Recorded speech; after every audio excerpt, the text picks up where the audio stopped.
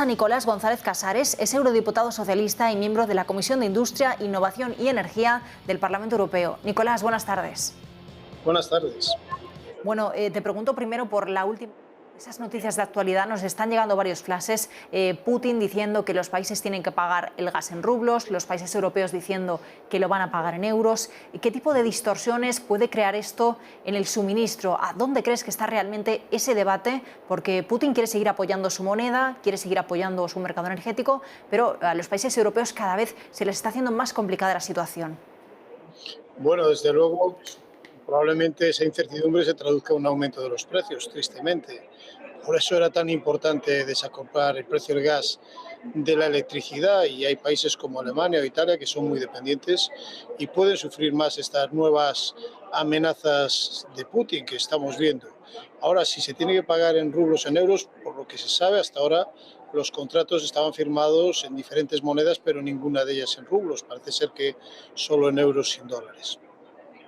Claro, pero esto ¿a qué podría llevar, Nicolás? Porque estaban hablando desde los países europeos de que esto podría llevar incluso a los tribunales, a una serie de litigios que tardarían mucho tiempo en resolverse por esa formulación de los contratos.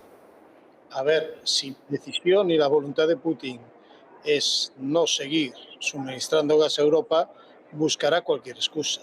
Si la decisión de Putin es seguir suministrando, al final le valdrá cualquier moneda. Yo creo que forma parte de este juego de la guerra, de sanciones y de amenazas al que nos tiene acostumbrados el tirano ruso.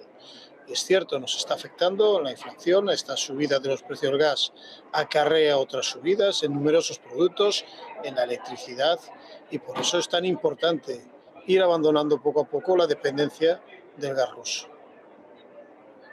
Dentro de ese movimiento, estamos pendientes de cuál va a ser la propuesta que envíen finalmente España y Portugal a Bruselas, un movimiento, ¿no?, para topar los precios del gas, para desacoplarlo, que de momento está en stand-by a falta de esa autorización de Bruselas. Desde allí, desde Europa, desde el Parlamento Europeo, ¿qué es lo que se está discutiendo al respecto sobre esta posible medida?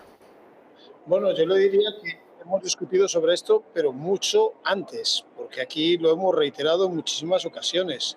La necesidad de ese desacople del gas de los precios de la electricidad, no solo para la excepción ibérica, que como hemos visto se ha aprobado en el reciente Consejo Europeo, sino para todos los países europeos.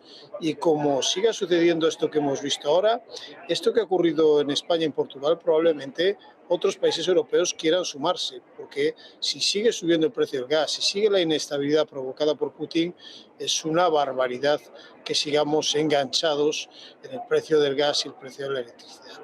Yo creo que es una anomalía en este momento, con dos niveles tan diferentes de precios de energía, de precios de fuentes de energía, como son las renovables y luego los combustibles fósiles. En este caso la diferencia es muy elevada como para que una pague a la otra. Yo creo que las medidas que están proponiendo España y Portugal son lógicas y aparte tienen una base muy sólida, como se ha venido también mencionando en este Parlamento, que es la inexistencia prácticamente de interconexiones entre la península ibérica y el resto de Europa. Y eso también está en reglamentos europeos, es decir, esto no es un capricho de España y de Portugal.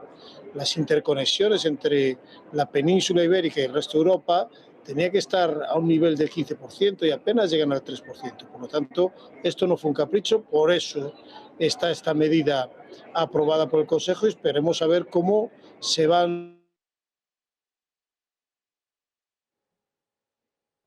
los consumidores españoles y Portugal. Nicolás, te perdíamos lo que decías en el último momento, se ha cortado un poquito la conexión, no sé si nos puedes repetir tu último mensaje para que los telespectadores nos oigan bien.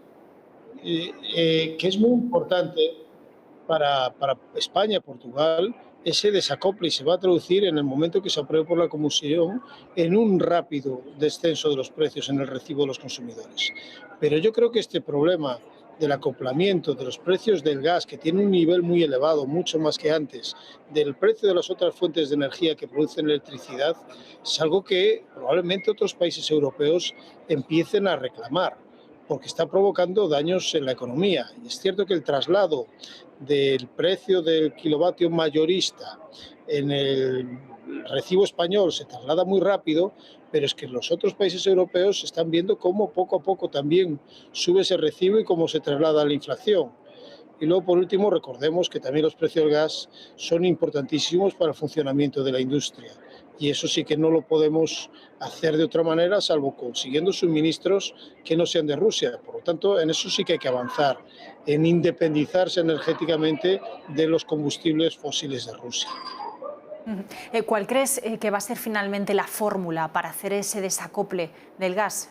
No sé si va a ser por la vía de precios, de esa salida del mix energético. ¿Cómo crees que va a ser? Bueno, yo creo que acaban de presentar una propuesta España y Portugal para que el precio del gas máximo sea de 30 euros, pero no la conozco en detalle porque es muy pequeña.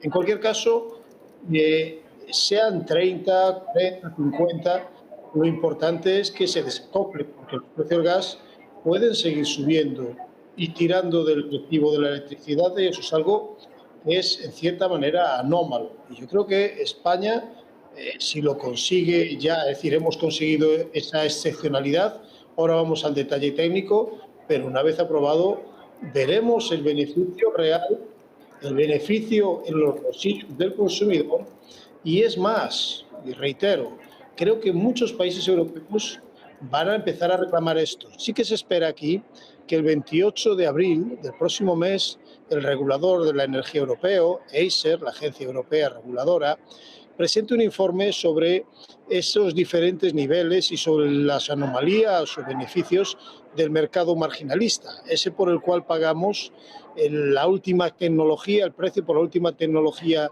que entra en el MIS. Y a partir de ahí probablemente la Comisión Europea presente una nueva propuesta legislativa si se encuentran anomalías o cuestiones que reformar.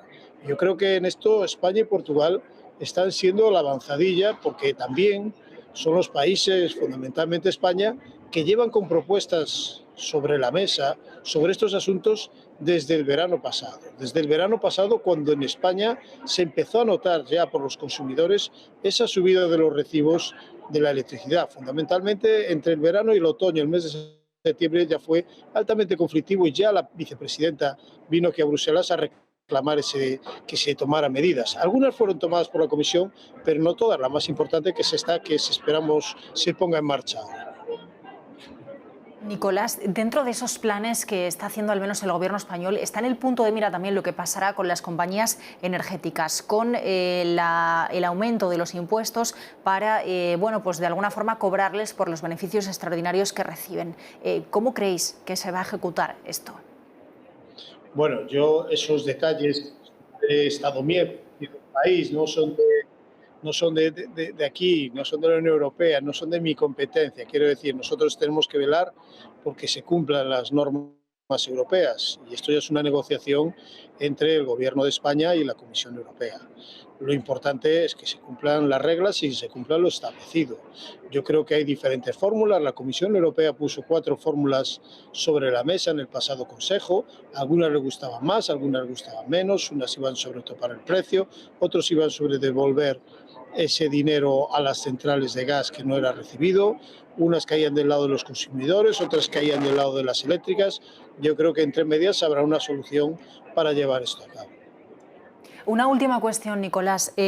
¿Cómo crees que se está agilizando desde la capital comunitaria? Porque, claro, estábamos en un momento de transición energética fuerte, ¿no? De mucho impulso a las renovables, de descarbonización, que está en el core, ¿no? de la política europea y también, por supuesto, de España. ¿Cómo crees que quedan esas políticas de impulso a la eólica, a la fotovoltaica, a las renovables, teniendo en cuenta lo que está pasando? Y, sobre todo, también, no sé si está habiendo algo de debate sobre el fracking estadounidense, porque ahora vamos a comprar más gas a Estados Unidos, cuando en Europa, bueno, pues ha sido una forma de extracción de energía que no se favorecía, ¿no? Que no se estaba de acuerdo. ¿Cómo queda todo este papel de la transición energética?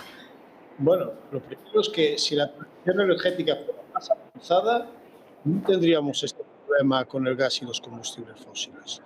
En España perdimos unos años preciosos en el desarrollo de la energía solar, 6, 7 años prácticamente sin desarrollo solar y ahora prácticamente lo estamos duplicando cada año desde el año 2019. Por lo tanto, tenemos una potencia enorme que hemos desaprovechado durante años. Si hoy tuviéramos en marcha buena parte de ese desarrollo renovable, no tendríamos este problema de precios, seríamos mucho más independientes. Por lo tanto, esto lo que hace es reforzar el despliegue renovable. Yo soy ponente de la directiva, de la revisión de la directiva de renovables, y en este Parlamento estamos todos de acuerdo en que hay que aumentar la ambición de renovables para 2030.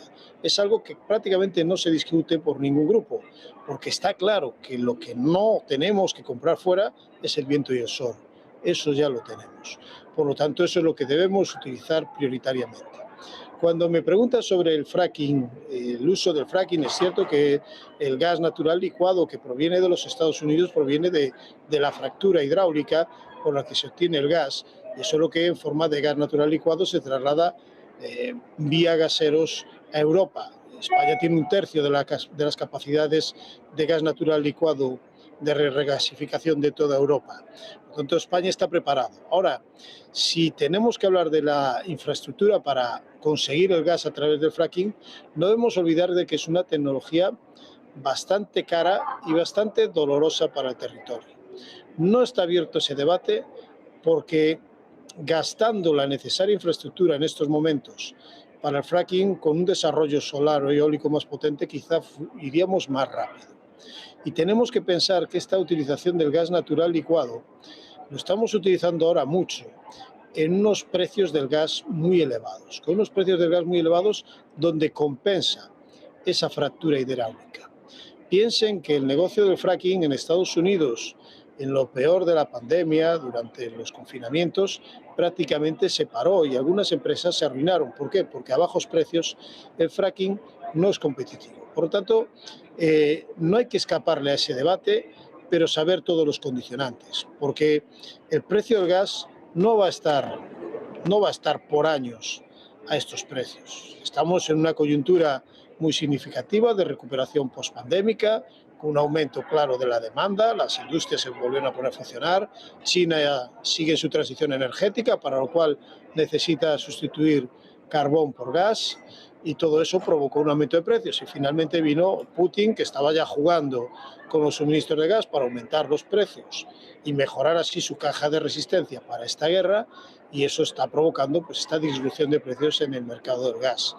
Pero lo esperable por todos los actores es que poco a poco vaya recuperando la normalidad, y ahí veremos si pues dentro de unos meses o de 2 o 3 años pues ese gas de fractura hidráulica proveniente de los Estados Unidos se sigue utilizando, ¿no?